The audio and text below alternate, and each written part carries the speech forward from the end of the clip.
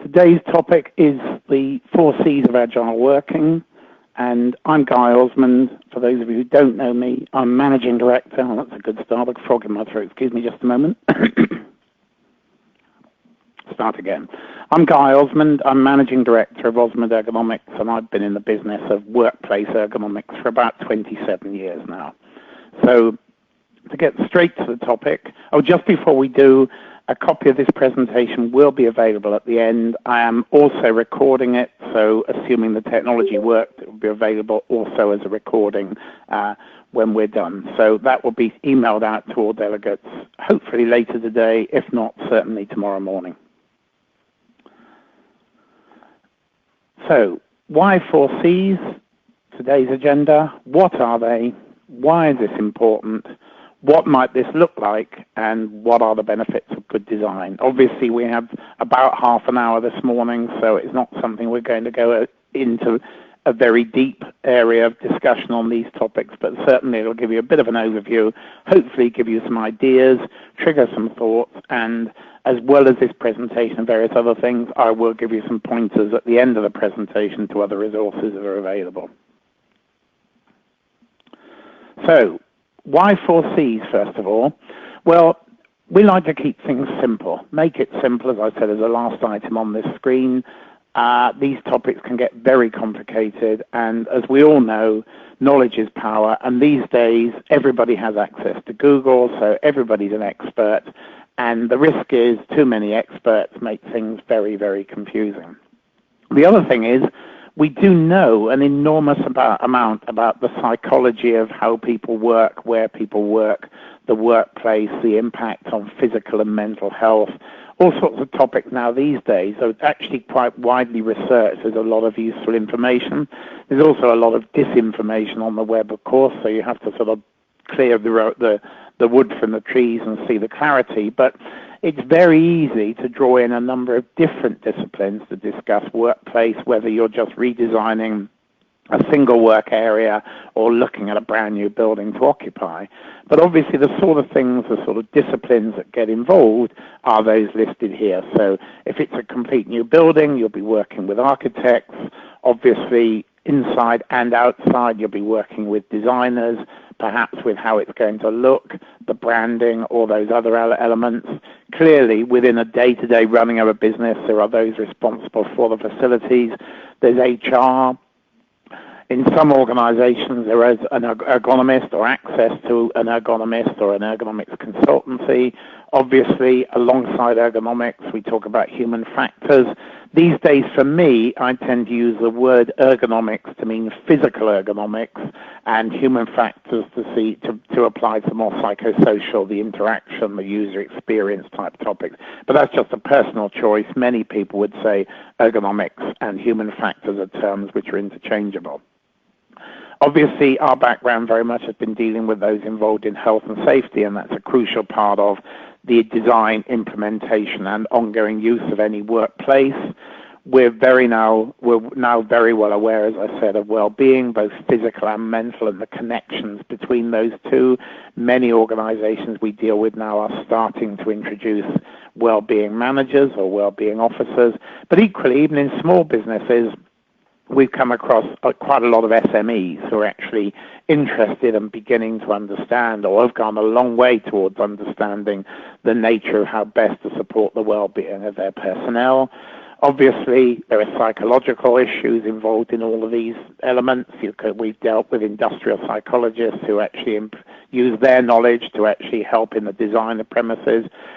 There may also be corporate requirements in terms of brand management, conveying the brand, making sure that the workplace is representative of the culture, the DNA, and the image of that organization. And then some of the things we've been talking about more recently, biophilia, our natural affiliation to nature and the outside world, the way that we're actually uplifted and feel better by contact with air and light and plants and images that relate to those things. And obviously an issue that is well researched for a long time but is becoming more and more clear and clearly important now, acoustics, simply because we all know if it's noisy it's distracting, but actually we are now beginning to see much more the connection between mental health and stress caused by bad acoustics, too much noise, and so forth. So lots of people can get involved. They will all have their perception. They will all come from a particular area of knowledge. So they may or may not all work together. And certainly, inevitably, there will be some conflicts between those disciplines in the process of designing a workplace. So it's a case of how many of those people will be involved, probably according, obviously, to the resources of your organization or your client, but equally just how big a project is it, because clearly it won't be viable to involve all those people in just rearranging desks for half a dozen people or something like that. Obviously, when you're actually looking at how you plan the use of the space, it would be dependent on how much space there actually is, what sort of building, is it modern, is it an old Victorian place, has it got lots of smaller rooms, is it a warehouse, where is it? Obviously that will impact the nature of the design and how people are going to be getting to it, working, the sort of people you'll be attracting for your personnel and so forth. And then what's going to be actually done in it. So when you're looking at a workplace, there was a time not so very long ago at all that people said, right, if you work at a computer, you need a desk, you need a desktop computer, you need a screen, a keyboard and a mouse, you probably need a pedestal, thank you, job done. Obviously, we're much more aware now of the different ways people work and the different activities they do, which is something I'm going to be coming back to with the 4 Cs. And then equally, different character types respond to their environment very differently. So if you have people who are introvert, they will react very differently to a loud, boisterous space compared to extrovert people, and equally, extroverts may be uncomfortable if it's a very quiet working area. So that obviously overlaps with all the other nature of the activities and so forth that you're doing. Equally, the culture of the business will be central. Within our own business, I refer to it as the DNA. How do we work? What sort of people do we have? What's the nature of what we do? What is the way, what I call our why of the business? Any of you who've heard Simon Sinek talk about the power of why, that we use in our own business. I'm not going to go into that now, but actually it relates to the DNA of basically what makes us tick and how we work and how we interact with one another and the sort of people we actually have in the business. So there's lots and lots of different topics there. How do you actually condense that down into something that everybody can understand? Now, obviously, these specialists that I've referred to in all those different disciplines will have much more knowledge, but actually you also, an experience and stuff to bring to the party. But you also need to find a way to convey this to all of your personnel so they just get what you're trying to achieve. And this is why we use the 4 Cs. Make it simple, as I said at the outset of this screen. So, whoops, sorry, I didn't mean to do that. I meant to do that. There we go. So what are they? Very simple. Communication, collaboration, concentration, and contemplation. And I don't claim to have invented this concept. You will find it if you Google 4 Cs of working and various other things on the internet. And there are others who use more. I've attended presentations where they talk of 7 Cs. And I think, and that's not the 7 Cs of right, 7 Cs in this context.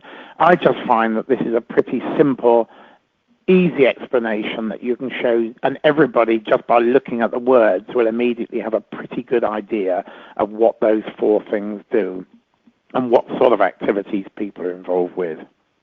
Whoops, sorry, I keep doing that, I beg your pardon. So if we just look at pictures to represent that, I think that gives us a much easier idea. So most of us probably work a lot of our time in the top left sort of zone in an area. If you're in an open plan office where you need to communicate with colleagues sitting next to you or around you or across from you, and that provides a pretty, that's really the sort of definition of the original thinking of the open plan office. So open plan is designed to make communication easy. Of course, there are problems with it, and we'll come back to some of those elements at the moment. And actually, one of the most obvious things is actually different character types. So introverts will tend to want to get their head down, keep quiet, and get on with their work. They may not be so comfortable working with everybody and shouting across the room or talking across the room and so forth. Similar to communication, obviously, is collaboration. It's very common now to see collaboration tables appearing in the workplace, really, almost what I call like an old traditional farm kitchen table, a big area where several people can sit around, can chat, exchange ideas. Maybe there'll be a presentation or that may be used for a video conference, but the opportunity is for several people to interact and contribute, maybe for brainstorming, maybe for general meetings. But the collaboration concept is widely used now and very popular. But the trouble is, obviously, apart from different character types, equally there are also some activities where those sort of zones make the activities really difficult to do. So if you're working on a tender document, you're preparing a report, you're trying to go through some end-of-year figures, you're checking the VAT return, whatever it happens to be that you need to focus on, then clearly these environments on the left are totally unsuitable. So if you need to concentrate, then you will need to actually find somewhere you can do that, unless you're the sort of person who can literally just zone out and ignore everything else that's going on around you. I've certainly had work colleagues who can do exactly that. I am hopeless at it. I'm distracted constantly if I'm in an open plan office and need to focus. But some people can really do it. And actually, the way many, many people do it, and this is something that seems to be increasing more and more, especially amongst younger employees, is actually just putting on headphones. So just actually zoning themselves out by putting them into their own oral zone, listening to music or whatever it is they listen to. I mean, I find I can do that quite well if I'm studying something, listening to classical music. Others have different requirements. But it is becoming more and more common that you see, particularly in open plan offices, people wearing headphones. Employers have all sorts of different policies about this, and this is another of these things that's quite difficult to manage because it relates to issues about acoustics in the workplace and all sorts of other things. But I noticed that one of the headphone manufacturers actually has now designed a pair of headphones specifically for those who actually want to listen to Spotify or iTunes or whatever, iPlay, whatever their music is, in the workplace, but actually want to be accessible as well. So it connects both to your computer and to your iPad or iPhone, however you listen to your music. So Logitech, I'm pretty sure it is, it's something I only saw the other day, they've actually recognized that there is this particular demographic of people who wear headphones whilst working to help their concentration, and so there is a product available to address exactly that. And then the final C of the 4 C's, contemplation, the blue sky thinking, the big thinking, when we need to actually just have some time to ourselves to actually unroll our thoughts and perhaps put them in order. I've deliberately shown this picture as somebody actually out for a walk. I find at this time of year, particularly mowing the lawn is one of my best times to just clear my thoughts. It's amazing how much stuff in the process of just going up and down. I quite like to do the stripy stuff on the lawn. And while I'm concentrating on trying to keep the lines straight and parallel, it's amazing how much stuff I sort of bubbles through my mind and gets resolved, or at least gives me some more ideas about how to approach it. So while some people like to contemplate, organizations make provision for that. Others actually, quite often, getting outside, that thing about the biophilia, out in the mountains, out in the woods, out by the beach if you live nearby the sea. Those sort of places quite often can be absolutely the best for contemplation. I don't know if any of you are dog walkers, or have dogs, or whether you just like to walk, but actually I quite often say to people, if you've been working at home, for example, or even in the office, depending where your office is, and you're just banging your head against the wall trying to sort something out and you're not making any progress, then walking the dog or just going for a walk for half an hour or even 15 minutes, just get out, get some fresh air, get back in touch with nature. Very often that solves all sorts of problems without any effort at all, whereas sitting in front of your computer probably will achieve more or less nothing at all. So those are the 4 C's: communication, collaboration, concentration, and contemplation. Nothing profound there, but as I say, these are all single words that anybody can relate to. Without the pictures, you probably all already knew what sort of picture I might be showing relating to those 4 words. So if you're communicating an agile working concept to your personnel or to your colleagues or client or whoever it happens to be, this is a nice simple way to do it. And as I say, it's not original. If you like it, you're welcome to use it. It's something that I can't even remember where I saw it originally, but like much stuff that you find on the internet, it's quite hard to find the origin. But I find it's a very simple concept that everybody can relate to.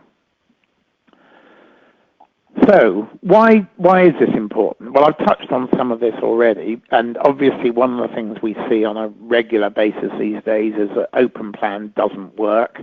And it's interesting that the American offices are progressively going to open plan from a cubicle sort of arrangement where everybody, historically American offices in the last 20 years or so have been very much based on hanging desks inside cubicles. So you make a lot of little boxes with screens and then put all the furniture inside, so everybody sits in effectively their own little room, although actually it's laid out quite often on a very big floor plate.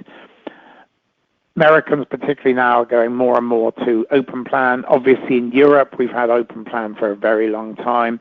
It's now meeting some resistance, and whenever you look at it, it's usually the case that the open plan is being taken as a concept in isolation and not with these other activities. So I think open plan for the right use, in fact I know for the right use, it's a brilliant idea for the collaboration and communication. However, if you need to concentrate or contemplate, then open plan generally, unless you are one of those lucky people who can simply zone everything around you out, then open plan won't work for that contemplation and concentration thing. So where you see people saying open plan's a disaster, it's usually where it's been implemented without any alternative space, and inevitably then people who are trying to do the things for which it's not suited will have issues. That's bound to happen. So coming on then, that actually brings me on to the productivity issue, because if you have people trying to do the wrong sort of work in a particular environment, such as concentration and contemplation in open plan, then it will dramatically impact productivity. And I touched on the acoustics issues as well. If people are in a big open plan office, there's a constant hubbub. I'm quite a noisy person. I'm very well aware that actually I can be distracting in the office. Others find that there are all sorts of other things that can distract them. So productivity is hit when people are all in an area having to do whatever it is, a number of different tasks, all in one sort of environment. But then equally, if you put everybody into individual offices, then the communication and collaboration fizzles out, or it diminishes because it's not so natural, it's not so readily available. A lot of organizations now are going to things like, for example, canteen areas, where instead of having circular tables, which were the norm at one time, they're going to long bench-type tables. I call it the sort of Wagamama look, where you actually happen to sit next to whoever happens to be there. Employers are very conscious of the benefits of serendipitous meetings where somebody in the canteen sits down from marketing, sits down next to somebody from accounts or somebody from sales, from product production, management, and what you then find is that actually those people get into conversations and find they have common interests or common issues, or one of them solves the problem the other is just looking at. So that idea of letting people interact and move about is very important in all of those different concepts. Obviously, well-being I've touched on. Mental health, we're very much more aware of what those issues are. We're very much more aware that actually our mental health is directly connected to our physical health and vice versa. So if people are having trouble concentrating, or if they're stressed, or if their mental health is worse than that, if they're getting depression issues or any of those sort of things, then actually putting them out amongst everybody else and effectively expecting them to just sort of fight for their space is not going to help at all. So dividing up what people do, how they work, what sort of personalities are into different types of work zones will inevitably impact their well-being. Something else to take into account also is job design, and that's something that is not often talked about with in a sort of ergonomics or even a workplace layout or design type conversation. But I went to a presentation a little while. It was basically a little while ago. It was actually I went to a number of presentations, and it was principally an HR forum. Few hundred people. They're very large, and one of the ladies who was presenting that day was talking about looking at a problem that she'd encountered, and she did it talking about job design and redesign the jobs to give people greater fulfillment, greater empowerment. And she was talking about system thinking, which is very much a concept from the ergonomics and human factors world. So actually she was talking about systems thinking in terms of how people work. It wasn't about ergonomics at all, but actually redesigning jobs, increase satisfaction, increase productivity, enable people to collaborate and communicate better. And then that finally on this topic brings us on to activity-based working, which again is pretty much what it says on the tin. People do different activities during the course of a working day. They don't all sit constantly in front of a screen, or some do, but the vast majority don't just spend all day sitting directly in front of a screen. So giving people different places to do different activities enables them to take full advantage of the resources and the space available within the organization. So here's a mock-up we've done. This isn't a real one. It was something that we actually had done to illustrate this point. So this is just a 3D render of a multiplicity of different environments. So top left, we've got a training room. Down on the left-hand side, we then got some sit-stand desks with some perching seats here. These individual booths are green and grey ones. These actually are a design that has Bluetooth connection and speakers inside, so if you need to go and have some me time, whether for concentration or contemplation, or even perhaps for a phone call so as not to distract others, there's strong acoustics in this little pod, and there's good sound and so forth to enable you to actually listen to music to relax or use it for focusing or whatever you need to do. Obviously, we've got some booths here in the middle so that people can sit in 1s, 2s, 3s, or 4s. Capability here to have a screen so they can either be discussing a document or a project, or could actually be doing a conference call, a video call with a small number of people with a different location already. Little sort of breakout area in the purple and blue, very sort of casual seating here. Some meeting tables over on the right, obviously a board table, some little tub chairs, but into little areas that can be used individually or moved apart or moved together for little meetings.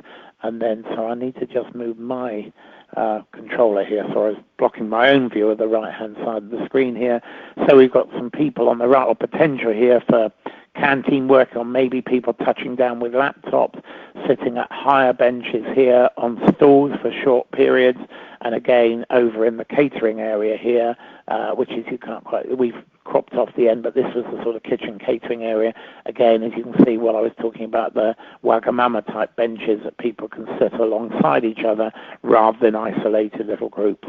So lots of different areas where people can work out in the open, alone, in small groups, in a collaboration arrangement, it being trained. So a variety of different setups. So that is just a simple example of how you might mix up the sort of facilities you have in on a single floor. Obviously, we're in the furniture business, so I mentioned a few things just to give some illustrations of how these things work and are applied. The telephone box concept, this is one here which is designed with very strong acoustics, so you can sit inside to make phone calls, maybe with your laptop. They're designed for single people, individuals to use in an environment where they are undistracted by other people and they can just get on and do whatever they need to focus on. The Nook is quite a neat little unit which seats just a couple of people. They're just introducing a 4-seater one, but this is designed to have a little table for two people to discuss. It can have a screen on the back as well. But interestingly, and particularly about this, it's designed with casters on it so it can be moved around the floor plate. Obviously not on an hourly basis, but it can be used in different areas when maybe there are functions on. a really good piece of kit this is if you've got very large corridors or atrium spaces which are not getting much use, and you need some more breakout areas for people to just go and sit, maybe even to have their lunch or coffee break or whatever it happens to be. Different idea of pods, so here are a couple of different items here. So this is actually, well, this is more of a pod, this is booth seating. So if we do the right-hand one first, the booth seating here, 15 from Pledge, Edge Design. This is a bigger version of the Nook type idea, can be for 4 or 6 people, can have a table in the middle, but it's a modular unit, can be actually only up to sort of sofa back height, or it can go higher, or it can be enclosed. A lot of the manufacturers have very flexible systems here, so you just make it up to whatever you want it to be. And then back into the middle is a full-blown pod from Era, where you've got the same sort of concept as a booth seating with a table in the inside, but much stronger acoustics and enclosed. And there's a psychological, these different environments impact people psychologically. So the acoustics may be different, but actually, or maybe the same, but actually how people might respond to them will depend on how they feel in that environment. So there's a psychological element, not just with the color, but actually the materials used, the shape, the ceiling height, all those things in terms of how people interact with them. Down on the bottom here, we've got a lovely, great big collaboration table from Orange Box, which shows obviously a number of different types of chairs, applications, people with notebooks, people reading, people using laptops and tablets.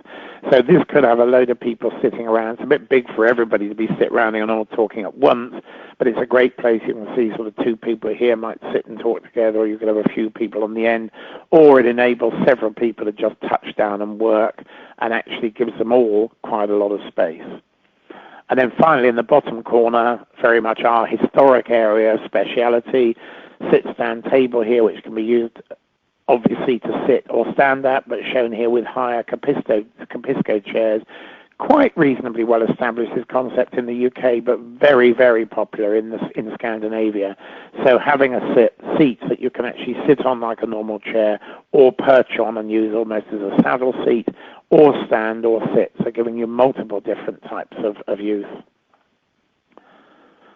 So if we then move on to the benefits, obviously, I've touched and covered much of this anyway, but it brings it back. Reduce stress because people can actually find space that suits what they want to do, that suits their personality, that suits their activity. Increase productivity because of that, so people are able to actually just get on and do what they need to do without distractions in a suitable environment. Better engagement and retention. So actually by doing this sort of thing, people love these sort of workplaces when they can find the right way because they're so flexible. Nobody is actually like a battery hen having to conform and behave in exactly the same way as everybody else. They have different spaces that suit their different styles of work and activity and their personality and their team activity and who they need to communicate. So that actually tends to make for better staff retention, although actually probably happier people should have been further up the screen here, because obviously it's really the happier people make for better engagement, better staff retention. I'm conscious of the time here, so I'm not going to ask for questions now. I'm very happy to deal with any questions at any time afterwards. I'm just going to move on to the summary screen to say, sorry, I'm not very good at doing all this in 20 minutes and leaving 10 minutes for questions. Very happy at any time in the future to pick up on any queries. I've noticed actually I've just realized it hasn't actually got my email address, but it is guy.osmond@ergonomics.co.uk. But I'll make sure that either I send all this stuff out to you myself, or whichever colleague sends it all to you will have my email address in it. So I'm happy to pick up on questions at a later date. And finally, a couple of things. We have as I say, I will send you a copy of this presentation as a PDF. It will have the various hyperlinks here in it. We also have a brochure called Understanding Today's Work Environments, which covers this 4 C's. It's sort of glossy, double-sided A4 PDF you can download, or we can send you one if you prefer. And we also obviously have ongoing, actually we haven't got much in the diary, we've got a load of stuff in the process of being scheduled, but our roadshow diary is looking a bit thin at the moment, but there is stuff coming up. So Lots of information available, obviously, from our website and elsewhere, and I will follow all this up with all the requirements. And if you have any questions, then do please send them on, and I will be happy to respond, not always incredibly quickly, but certainly within a couple of days, unless you do put, this is really urgent, life and death, please respond today. So thank you for your time. Sorry I've overrun. Oh, actually it's exactly 11, so I more or less haven't overrun. And I'll leave you to enjoy. It looks like we've got an entirely UK audience today, so I'm hoping you're enjoying fabulous weather and have a great